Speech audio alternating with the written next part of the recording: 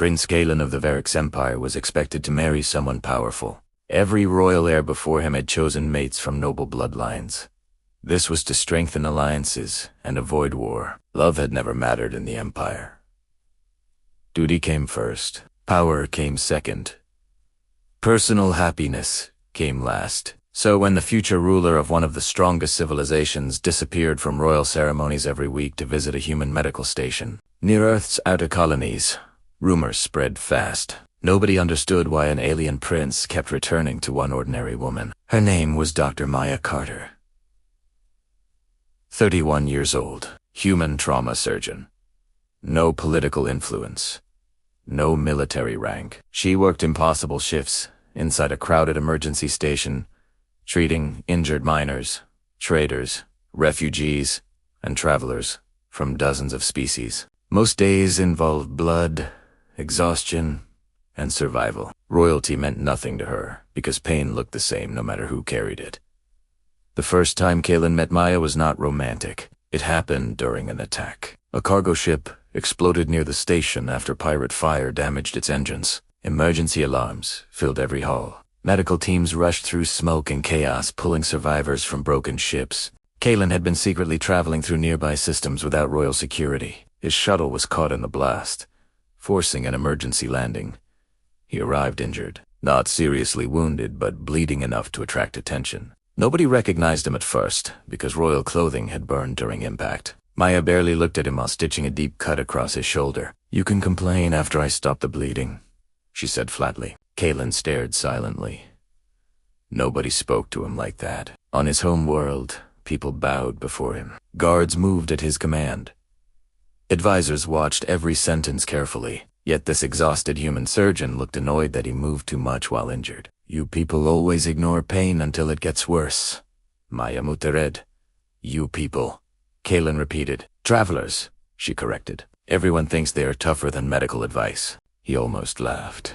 Nobody inside the Empire had ever treated him like a normal person. Galen returned weeks later, pretending he needed follow-up treatment. Maya immediately knew he was lying. "You healed already," she said. "I wanted another examination." "You wanted coffee?" He admitted she was correct. That became routine. Galen found reasons to return while Maya slowly stopped pretending she did not notice. They shared meals between emergency shifts, walked observation decks overlooking endless stars, argued about everything from politics to human habits. Maya thought alien royalty sounded exhausting. Galen thought humans survived on unreasonable optimism and caffeine. One night during a power failure, emergency lights covered the station in red shadows. While they sat in silence near the observation window, Galen admitted something he never told anyone. "I do not know who I am without responsibility." Maya looked tired after a 14-hour shift but listened anyway. "Then stop performing for 5 minutes," she said. "Most people hide so much they forget what they actually want." The sentence stayed with him.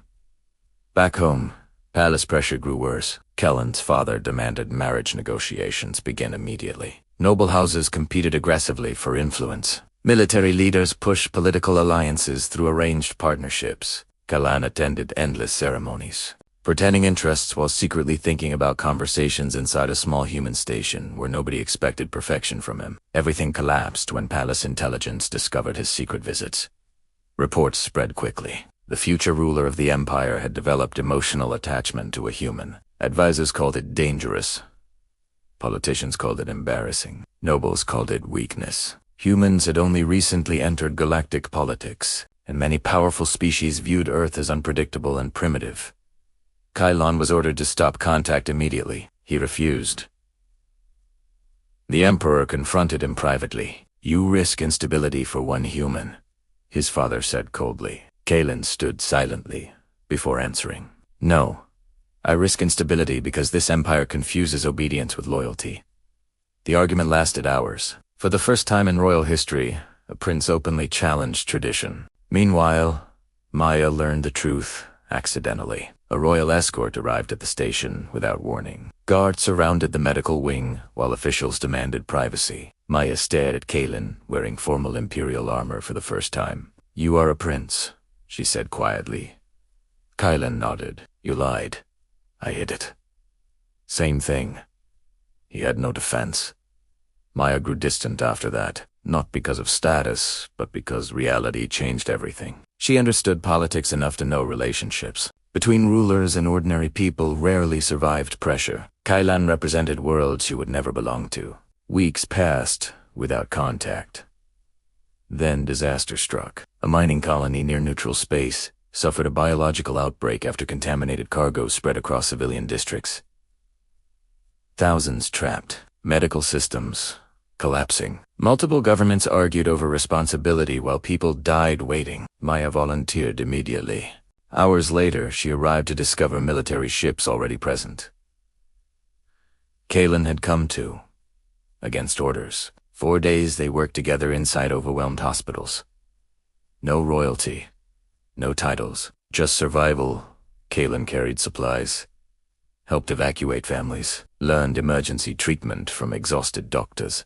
Maya watched him work until his hands shook from exhaustion, but he refused to rest. One night after losing several patients, Maya finally broke emotionally. Inside an empty corridor. "I cannot save everyone," she whispered. Kailan sat beside her quietly. "You still came," he said. "Most people stayed safe." Something changed after that. They stopped running from reality. Months later, Kailan made the decision that shocked the Empire. During a public royal gathering watched across hundreds of worlds, he rejected arranged alliances and openly declared his relationship with Maya. The reaction was brutal. Political outrage exploded. Noble houses threatened rebellion. Critics mocked him. Some called humanity opportunistic. Others accused Maya of manipulation. Neither backed away. Maya never tried becoming royal. She remained a doctor. Kailan never forced her into palace politics. Instead, he restructured diplomatic programs connecting Earth with neglected colonies, improving healthcare and emergency response using lessons learned beside her. Slowly, public opinion shifted. People saw something unusual. The prince seemed different. Calmer, more honest, less interested in appearances. And Maya never treated him like royalty. Even years later, she still corrected him publicly when he ignored sleep or skipped meals. Historians later argued endlessly about why Prince Kailan fell in love with a human. Some claimed rebellion against royal tradition. Others believed fascination with Earth. The truth remained simpler. For the first time in his life, someone saw the man before the title and expected nothing except honesty. In return, Kailan saw someone who spent every day saving strangers without needing status or recognition. The Empire eventually learned something power alone never teaches. Respect can be inherited. Fear can be commanded. Love only survives where pretending ends.